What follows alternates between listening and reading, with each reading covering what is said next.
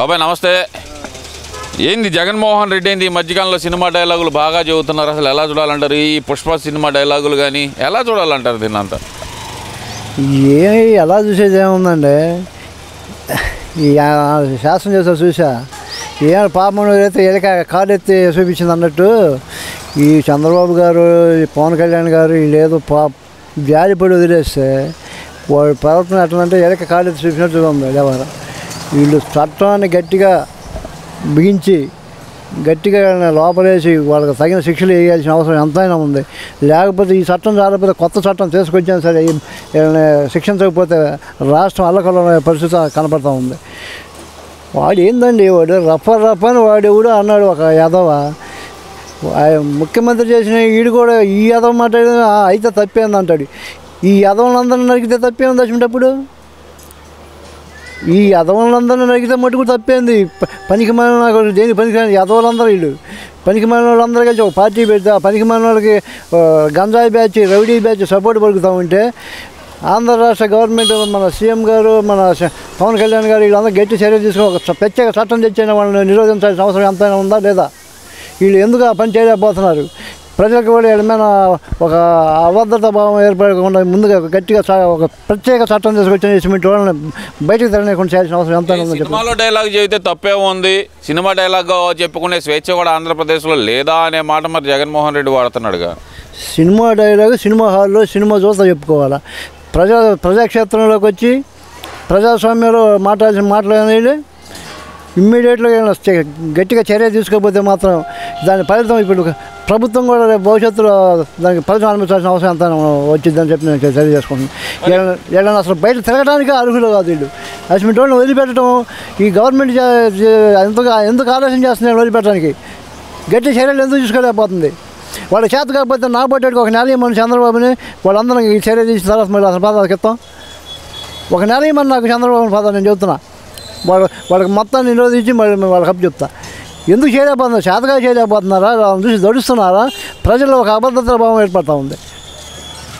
అంటే ఇక్కడ ప్రధానంగా చూసుకుంటే కనుక మరి జగన్మోహన్ రెడ్డి గారు గతంలో అధికారంలో ఉన్నప్పుడు చంద్రబాబు నాయుడు గారి పర్యటనలకి అనుమతులు అయితే అక్కడ ఇవ్వలేదు. ఇప్పుడు అనుమతులు ఇచ్చిన తర్వాత కూడా వీళ్ళు గొడవలు చేయడానికి గల ప్రధాన కారణం ఏమనుకోవచ్చు అంటారు? వీళ్ళకి ప్రధాన కారణం లేదు, ప్రతిపక్ష కారణం లేదు. వీళ్ళ కారణం వల్ల ఒకటే, ఆంధ్రప్రదేశ్ ఇప్పుడు సంక్షేమంతో మరి పరిశ్రమల రాకతోటి ఎంతో ఆనందంగా ఉండాలి ప్రజలు, కానీ రాష్ట్రం ఒక అభివృద్ధి బాటలో వెళ్ళిపోతూ ఉంది.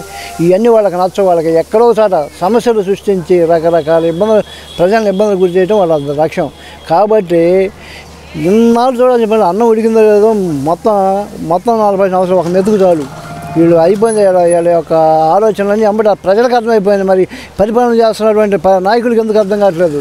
అర్థం కాకపోతే నా బట్టడికి ఒక నెల చెప్పండి, సీఎం పదవి చెప్పినట్టు చేసి చూపిస్తాం. అంటే ఇక్కడ ఎందుకని అంటారు ఈ రెచ్చగొట్టే వ్యాఖ్యలు చేసి జగన్మోహన్ రెడ్డి అసలు ఏం సాధించాలని చూస్తున్నాడు అనుకోవాలంటారు? వాడు సాధించడం వాడి లక్ష్యం కాదండి, గందరగోళం చేయడం వాడి లక్షణం. ఆంధ్రప్రదేశ్ ప్రశాంతంగా ఉండకూడదు. ఎందువల్ల అంటారు? ఎందుకు ఆయనకు అదేం కోరిక? వాడి కోరిక అది, వాడి బుద్ధి అది. ఏం చేస్తాం? ఇప్పుడు పాము ఉంది, వాడు దానికి పాలు పోయడానికి పట్టుకున్నా సరే కలిసిద్ది. ఎందుకు దానికి పాలైపోతున్నాం అంటే దాని బుద్ధి అది. అట్నే ఈ ఒక నీచమైన ఆలోచన కలని బయటకు రానికుండా కట్టడి చేసిన అవసరం ఎంతైనా ఉంది. ఏంది ఆ మాట అంటారు? నీచమైన ఆలోచన అంటారు? ఎందుకంటే ప్రజలకు మంచి చేసే ఆలోచనలు అని అంటున్నాడు. ఏం చేశాడు మంచి ప్రజలకి? ఎవడో ఒక డెకాయిటీ ఎదవ చచ్చిపోతే వాడికి దండేయడానికి పోతే 2 ప్రాణాలు తీసేసాడు. సామాన్యుల ప్రాణాలు. వీళ్ళ ప్రాణాలకు విలువ లేదా? ఇచ్చాడు 10 లక్షలు. జగన్మోహన్ రెడ్డిని ఒక కారు ఎదురుకు పనుకొని చచ్చిపోమని ₹1 అందరూ వసూలు చేసి ఆంధ్రప్రదేశ్ ప్రజలందరం కలిసి చచ్చిపోమను. నీకు కంట్రోల్ లేదు, చట్టం అంటే గౌరవం లేదు. ఇటువంటి బయట తరగచ్చా? ఏం మరి చంద్రబాబు నాయుడు గారి హయాంలో కూడా పుష్కరాల్లో జరిగినాయి, మరి సభల్లో జరిగినాయి, మరి ఇది జరిగింది మేమైనా అమ్మటే డబ్బులు ఇచ్చేసామనే మాట అంబటి రాంబాబు వాడుతున్నాడు కదా. మరి అదే చెప్తున్నా, డబ్బులు కాదు. ఇప్పుడు నువ్వు చెన్నై ఒక మాజీ సీఎం వెళ్దాం ఉంటే ఒక వాహనం గుద్ది ఒక మనిషి సాగుబతుకుల్లో ఉంటే ఎంబటి హాస్పిటల్లో చేర్చాల్సిన అవసరం ఉందా లేదా? పొరపాటు జరిగింది సరిదిద్దుకునే ఒక విధానం కూడా ఉంటుందిగా.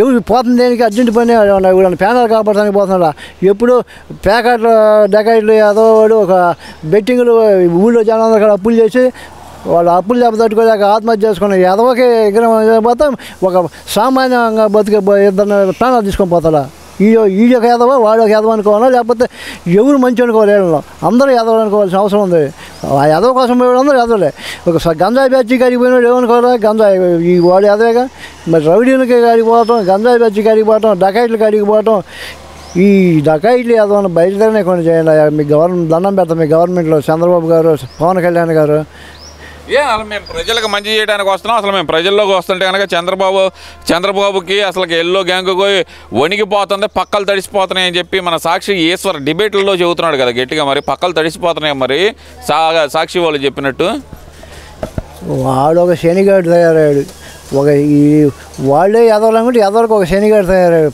ఒక కౌరవులకు కనుక ఈ తయారవుతాడు చూసే శకుని గాడు అట్లా ఈ ఈశ్వర గాడు ఒక శనిగాడిలాగా తయారయ్యాడు అంతే తప్ప అరే శనిగా నీ శనిగాడి మాటలు మానుకొని బుద్ధిగా బతకరా ఎన్నాళ్ళు బతుకుతారా బతికినారు కదా మంచి పేరు తెచ్చుకొని సాగండిరా 4 మంచి మాటలు చెప్పండి ప్రజలకి ఇటువంటి ఎదవ మాటలు మాట్లాడి మీకు అన్నం తిన్నా మీకు కడుపు పట్టిదంటారా ఎంత తింటారా మీరు ఎదవలారా ఎన్నాళ్ళు బతుకుతారు మంచి మాటలు ప్రజలకు మంచి మెసేజ్ ఇచ్చామంటారా ఎదవలారా ఎందువల్ల అంటారు అసలు వీళ్ళకి రెచ్చగొట్టే వ్యాఖ్యానాలు చేయటం మళ్ళీ ఎవరైనా ఏదనంటే మీడియా మీద దాడి అంటూ మాట్లాడటం అసలు ఎలా చూడాలంటారు ఈ సాక్షి వాళ్ళు బిహేవ్ చేస్తున్న విధానాన్ని చెప్తామండి బుద్ధి జ్ఞానం లేని ఎదవలు వాళ్ళు శాశ్వతంగా వాళ్ళే బతుకుతాం అనుకుంటారు ఎప్పుడు చేస్తామో తెలియదు ఎదవల్లారా మంచి మెసేజ్ ఇచ్చి మంచి పేరు తెచ్చుకొని సాగుంటారు ఎదవల్లారా పార్టీలు పదవులు ఇవన్నీ శాశ్వతం కదరా ఎప్పుడు ఏ నిమిషాన్ని గాలిపోతే ఎవరికి తెలియదు నీటి పొడక లాంటివి వీటి కోసం ఇన్ని ఎదవేశాలు వేయాల్సిన అవసరం ఉందంటారు ఎదవనా కొడకలారా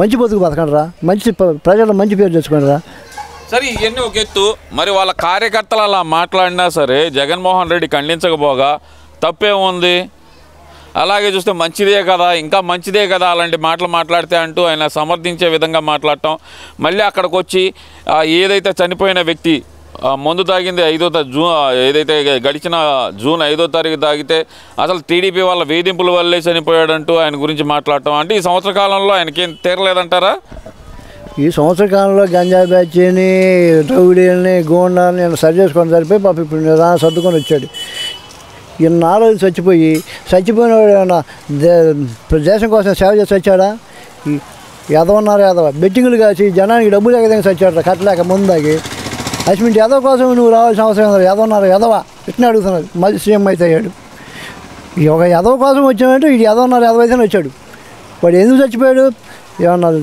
దేశానికి ఏమన్నా సేవ చేసి వచ్చాడా మహాత్ముడా సినిమా డైలాగులు చెప్పిన తప్పేనా మంచిదే కదా అది ఆ డైలాగ్ బాగానే చెప్పాడు కదా మంచిగానే ఉంది కదా మంచిగానే చెప్పాడు కదా తప్పేం ఉందలే అంటున్నాడు మరి మంచిగానే ఉంటుంది కదా తప్పేం లేదు కదా అన్నోడినాను మంచిదని చెప్పి యాదవని ఇతను రావడం తప్పేముంది తప్పులేదు కదా నిన్న బుచ్చయ్య గారు ఆ మాట అంటేనే కదా మరి వైసీపీ నాయకులందరూ గిజగిజలు ఆడుతున్నారు కదా మరి వాళ్ళంటే గిజగిజలు ఆడుకు మనం ఏరే వాళ్ళు ఎవరంటేనేమో తప్పు వాళ్ళంటేనేమో అదొక ఆనందం అదేంది ఆ మాట ఏంది ఒక చెడుని మెసేజ్ ఇవ్వడం ఏంది ప్రజలకని చెప్పి పక్కన సపోర్ట్ మాట్లాడిన ఎదవలు మంచిదే కానీ మాట్లాడితే ఒక మాజీ సీఎం రేంజ్లో మాజీ సీఎం అయితే మటుకే వాడిని చంపితే మంచిదేగా అది అన్నాం అనుకో మంచిదే కదా కూడా వాళ్ళ భాషలో మంచిదేగా అట్నే ఈ ఎదవ మెసేజ్ ఇచ్చి ఎదవ మాటలు మాట్లాడకుండా సక్రంగా ఉంటే ఒళ్ళు దగ్గర పెట్టుకొని బాధ ఉండాల్సిన అవసరం ఎంత ఉందో వైసీపీ బ్యాచ్ అని చెప్పి తెలియజేసుకుంటాం లేకపోతే మాత్రం కనపడ్డట్టు మీరు నరకడం కాదు ప్రజలే నరుగుతారు ఓట్లేసిన పొరపాటున ఒకసారి ఓట్లేసి ప్రజలే నరుగుతారని చెప్పి తెలియజేసుకుంటాం